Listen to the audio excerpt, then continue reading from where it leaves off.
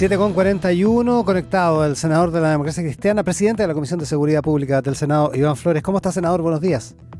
Buen día, Iván. Un gusto saludarlo. Oiga, sería mucho mejor día si no pasaran cosas como la de Puente Alto. Realmente es una cuestión, no sé, como que rompe una cierta barrera, un cierto límite, ¿no? Sería mucho mejor, además, que no siguieran pasando cosas como la de la granja hoy día, esta mañana, además de lo de Puente Alto ayer. Claro, O sea, claro. ya parece que la cuestión es cotidiana. Hoy día las organizaciones, las organizaciones criminales, digo, y las bandas en los distintos barrios ya le están perdiendo el respeto a la institucionalidad. Hoy día temprano entraba un tipo armado con una pistola buscando a uno que había sido herido con arma blanca. Claro. Eso O sea, también en un el CEFAM, terror en los digamos. funcionarios es brutal. Claro, claro. Y eso de alguna manera provoca como el secuestro ya no solo del territorio, no solo de las calles, no solo de la vía pública, sino el secuestro del servicio público, porque por de pronto el CEFAM Cardenal Silva Enrique en Puente Alto ayer estaba cerrado, digamos. Empieza a no solamente a generarse una sensación, sino que una realidad de pérdida de la presencia del Estado. Cuando los funcionarios se ven obligados, por temor a perder su vida por las amenazas de muerte que recibieron, a cerrar un servicio que es gravitante para la ciudadanía, y no solamente porque estamos saliendo de invierno y estamos en medio de un problema sanitario con una cincuentena de virus digestivos y respiratorios que tienen los sistemas bastante sobrecargados. Bueno, es terrible para una comunidad que no tiene la posibilidad de tomar su vehículo y partir a los centros de atención privados donde tienen que pagar. Estamos hablando de barrios humildes, de barrios que ya están muy concentrados de personas y poco concentrados de servicios, en donde además hoy día, y esto es casi de texto, ¿ah? Es casi de texto, si ese es el problema, que nos estamos leyendo los textos que han escrito otros que han tenido problemas similares como los que estamos teniendo nosotros hoy día y empezamos a tener hace unos 5 o 6 años y cada vez con más crudeza, Ay, independientemente que haya alguna autoridad que diga que las estadísticas no son tan peores, que son más o menos iguales, etcétera, ¿no? Yo creo que hay que hacer la lectura correcta de cómo las organizaciones criminales y sus soldados, porque la organización criminal no está en Chile seguramente, el crimen organizado es transnacional, es planetario, y esto no son frases locas, ¿eh? Así funcionan, ¿no? Y Latinoamérica ha sido un buen caldo de cultivo para su instalación casi sin contrapeso, porque la mayoría son países escasos de respuesta institucional desde el Estado en términos de recursos, en términos de tecnología. Y países como el nuestro, que era el país más seguro de América, el segundo era Ecuador, ojo, en donde la institucionalidad estaba preparada para el tipo de delitos que hemos tenido históricamente. El carterero, el raterillo, un asaltante por aquí, por allá, claro. las muertes se producían utilizando elementos contundentes, armas blancas, y hoy día ya eso no existe, ¿no? La violencia con que ha irrumpido una nueva forma de cometer delitos por bandas y por soldados de bandas que tienen otra cultura y otra preparación. Y eso está pasando al interior de las cárceles respecto de cómo se van mezclando los distintos internos, los distintos presos, para que lo hablemos claro, respecto de lo que son los tradicionales, sin tener posibilidad de segregarlo. Por lo tanto, la cárcel hoy día es una bomba de tiempo súper peligrosa, pero la calle también. Y claramente, pese a algunos esfuerzos que hay que reconocer que se han hecho, como la compra de vehículos, nuestras instituciones están sobrepasadas. Estamos con el senador Iván Flores. Senador, el gobierno anuncia que la ministra Toá va a ir al CEFAM, tal como quería el alcalde Codina, va a ir esta mañana a las 8:30 al CEFAM Raúl Silva Enríquez en Puente Alto, va con el delegado presidencial, va con el propio alcalde Codina, va a hablar con los trabajadores del CEFAM para ver las medidas. ¿Qué Está le bien, parece el son gesto? cuestiones simbólicas, Iván, que son importantes estar con los funcionarios. Es una cuestión simbólica necesaria, pero ¿y el resto de Chile? Van a ir también a todas las comunas y a todos los barrios que están hoy día siendo capturados a diario y cada vez más en un avance sin control respecto de cómo actúan estas bandas y cada vez que llega droga son balaceras, son fuegos artificiales. Eh, eh, ¿Me entienden? O Mm. sea, mira, está bien, hay que hacerlo, hay que estar con la gente cuando está asustada, pero el susto no solamente está hoy día en estos 12 FAM, ¿me entiendes? Está en estos barrios humildes en donde la gente ya está perdiendo su libertad. está perdiendo su derecho a salir a la hora que estime, a visitar a los amigos que estime, a mantener su negocito hasta la hora que le den las fuerzas porque hay que pagar las cuentas. Y eso no está ocurriendo porque la gente a las 5 de la tarde empieza a refugiarse adentro sin tener ninguna posibilidad de hacer lo que quisieran hacer voluntariamente porque no pueden. Y eso no solamente está ocurriendo ni en Lobrado ni en La Granja, está ocurriendo en muchos lugares de Chile. Y para eso hay que preparar soluciones mucho más contundentes, Ahora, mucho más estructurales. esas soluciones contundentes, muchas de ellas funcionan en el mediano y en el largo plazo, pero en el Y corto con plazo, plata. y con plata, ya. Pero en el corto plazo, ¿qué es lo que se puede hacer? Hay algunos que dicen, ¿por qué no se considera a los SFAM, por ejemplo, a los hospitales, a la cantidad de personas, de profesionales que trabajan en el Hospital del Pino en San Bernardo, que son asaltadas en las afueras? Lo que pasó en el CEFAM de La Granja esta noche, lo que pasó ayer, antenoche en el CEFAM de Puente Alto. ¿Por qué no se considera a los centros de salud como infraestructura crítica y se pone Fuerzas Armadas ahí? ¿A usted qué le parece esa idea? Me parece, me parece. Yo he dicho, Iván, y para ser del todo consecuente, uno, de pronto lo único que uno puede atesorar a nivel personal es la consecuencia y es la credibilidad. Yo he dicho eh, repetidamente cada vez que me han preguntado respecto de que en su desesperación, alcaldes u otras autoridades piden la presencia de Fuerzas Armadas, particularmente dentro de la región metropolitana, y la piden, pero la pregunta es, ¿y para qué? ¿Y con qué consecuencias? Y cuando uno conversa con la Fuerza Armada, dicen, chuta, pero ¿qué hacemos? Nosotros usamos arma letal, la fuerza que tenemos es letal, y nosotros, ¿cómo vamos a enfrentar una banda en un barrio si cuando se dispare una munición de un arma letal podemos atravesar varias casas o varios cuerpos inocentes sin que nosotros podamos tener de todo control? Entonces es un lío. Y ahí en ese contexto uno dice, a ver, pero si tenemos 60.000 carabineros, el problema es que los 60.000 carabineros no están haciendo ni prevención ni control del combate.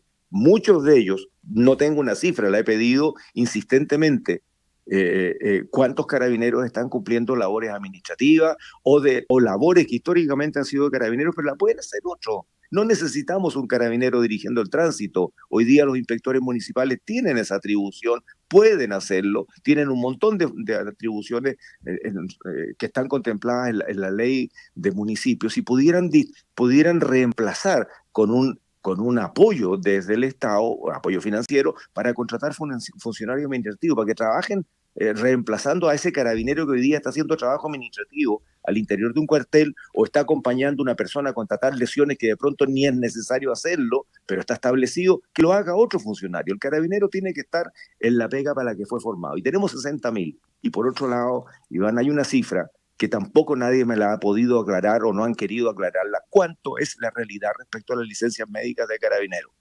La cifra oficial entiendo que son 14%. La cifra que se rumorea es arriba del 30%. Entonces, al final de cuentas, si Claro. tuviéramos a la mayoría de nuestros carabineros efectivamente cumpliendo la tarea que todos suponemos que cumplen, capaz que no necesitáramos más.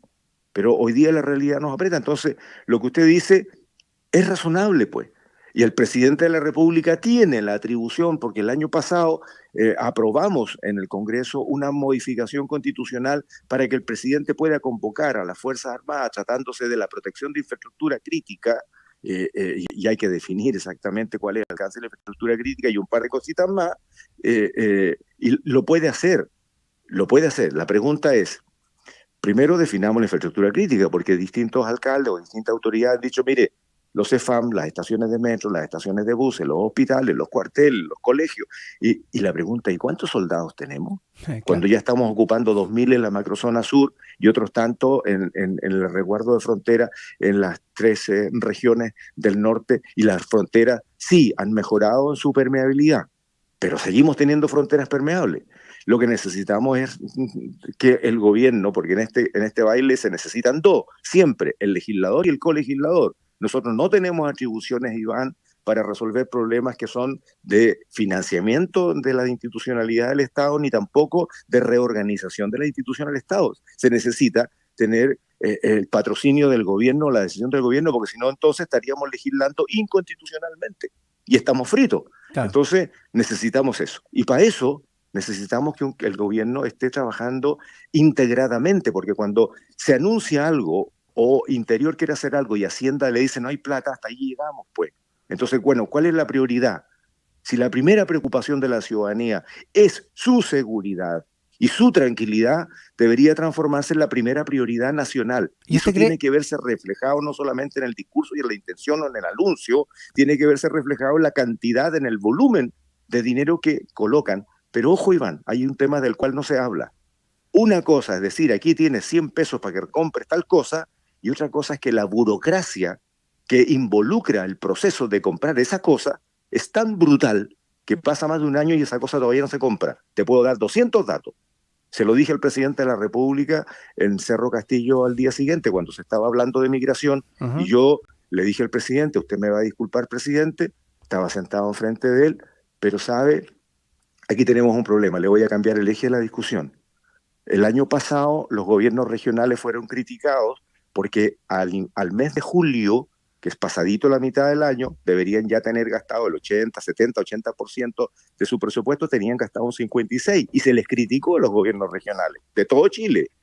Hoy día, en el mismo informe de julio, cifra oficial, que la tengo en mis manos, tienen gastado el 32%.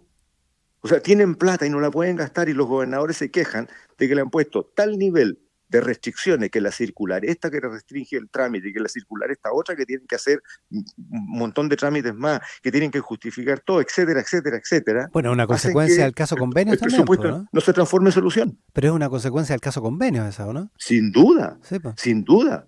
Pero no todos los gobernadores metieron las patas ni las manos, pues. No, pues, O sin sea, duda, también. pagaron todos justos por pecadores y en vez de haber creado un sistema que permita tener un mejor control, definitivo, les pusieron tal nivel de, de restricciones que hoy día no se gasta la plata. Y en eso, Iván, es re triste decirle a la gente, mire, ¿sabe qué? No tenemos plata, derechamente no tenemos plata para responder. Pero cuando está la plata, es mucho más triste decirle a la gente, no fuimos capaces, Porque porque nos eso es ganó la inexplicable. burocracia, digamos. Estamos con el senador Iván Flores, senador y presidente de la Comisión de Seguridad Pública del Senado. Poner militares a cuidar un CEFAM, construir cárceles como las que se necesitan.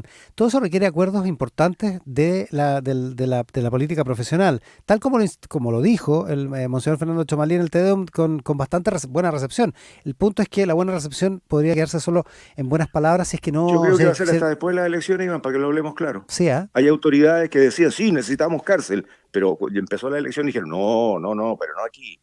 Y hasta ahí llegamos. Después de las elecciones puede que tengamos una conversación distinta. A mí me carga eso, Iván, de verdad me carga. Cuando las cosas se acomodan respecto de cómo quiere que resulte una elección o no. El problema lo tenemos hoy día y vamos a seguir teniendo problemas respecto a delincuencia si seguimos relativizando nuestra propia postura, pues. Mire, el año pasado, Iván, aprobamos un proyecto que cuando lo conversamos con el ministro Cordero respecto de la construcción de una nueva cárcel de alta seguridad, porque la que teníamos de alta seguridad, si es una cosa loco, Iván, los presos internos dentro de la cárcel de alta seguridad rompieron los vidrios que son antibalas. Sí. Entonces uno dice, bueno, ¿en qué estamos, pues?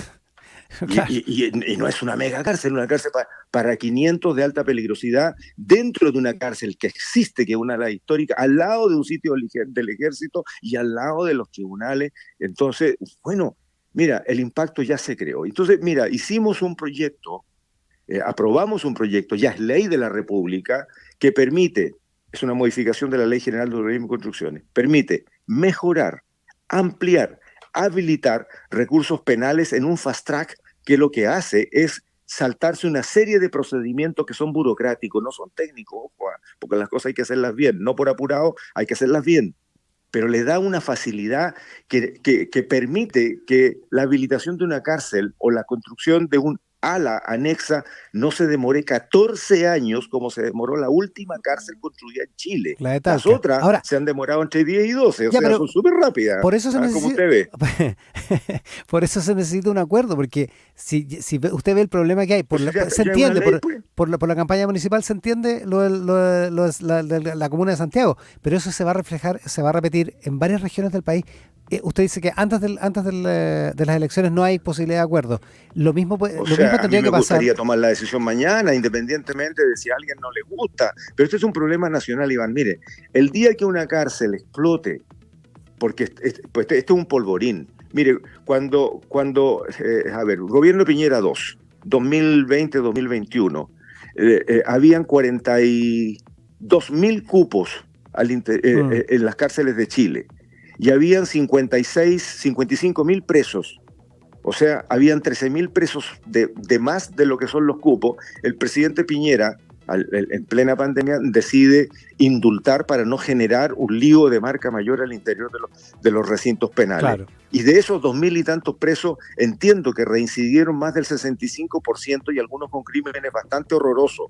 Bueno, hoy día, Iván, hay 1.000 cupos más, 43.000 cupos. Y hemos estado fluctuando entre 58.000 y casi 60.000 presos. Nunca en la historia nuestra había habido tanta gente dentro de las cárceles como hoy día.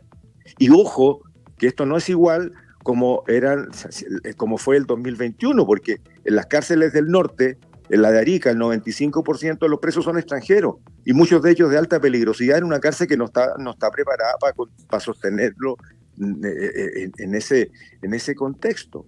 Entonces la pregunta es, ¿y qué vamos a seguir haciendo? Lo que decía el ministro Cordero, ¿vamos a dejar de hacer prisión preventiva?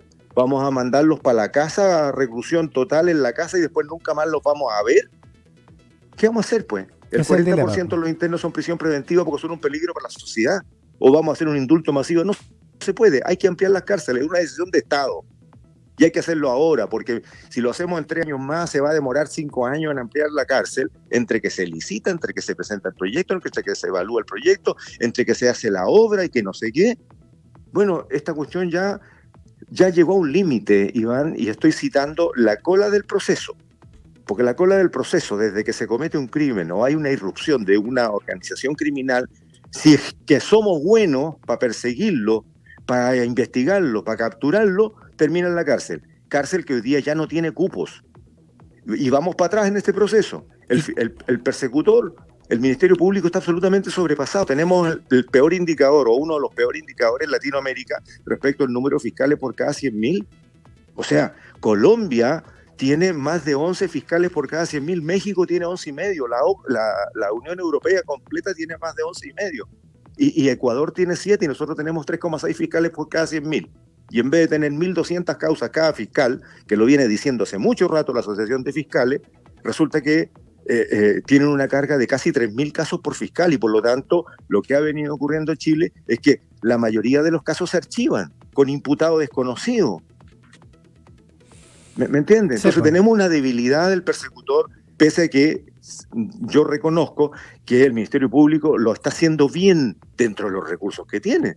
Pero por otro lado, por ejemplo, para que no pase lo que pasó en Los Vilos, donde el único caso más importante que han tenido en Los Vilos y en la región de Coquimbo respecto al crimen organizado, el que representa al Ministerio Público es el ayudante del ayudante.